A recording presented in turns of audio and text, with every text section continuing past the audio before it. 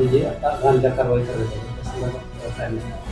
नमस्ते, मी police निरीक्षक Ranjit Mane, Karmala police Thane. Karmala police ठाणेकडून शनिवार दिनांक 6 जून रोजी 10 किलो गांजा जप्तीची कारवाई झालेली आहे. त्याची माहिती मी आपणास देत आहे. यामध्ये अशी हकीकत आहे की आम्ही दैनंदिन कर्तव्य करत असताना बातमी मिळाली होती की करमाळा पोलीस ठाणे हद्दीमधील करमाळा बायपास येथील साडेकर प्लॉटिंग या अंधाराच्या ठिकाणी एक व्यक्ती गांजा विक्रीसाठी येणार आहे अशी माहिती मिळाली होती. त्यावरून आम्ही सर्व आमचा पोलीस स्टाफ, त्याचप्रमाणे शासकीय पंच, त्याचप्रमाणे वजनासाठी लागणारा तराजू काट्याचा मालक असे सर्वजण योग्य ती पूर्वपरवानगी घेऊन आम्ही सदर ठिकाणी गेलो असता एक आम्हाला जो संशयित इसम होता तो आम्हाला पळून जावं लागला.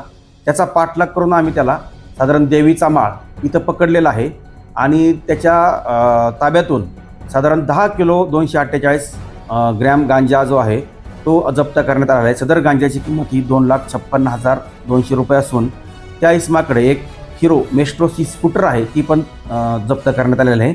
असं एकूण 3,06,200 रुपये किमतीचा मुद्देमाल आम्ही जप्त केलेला आहे. सदरची जी हकीकत यावरून आमचे पोलीस कॉन्स्टेबल अर्जुन भरत गोसावी यांनी फिर्याद दिलेली आहे. त्यामध्ये गुन्हा रजिस्टर नंबर 540/2026 NDPS ॲक्ट कलम 8(क)20(ब)(2) प्रमाणे गुन्हा दाखल आहे.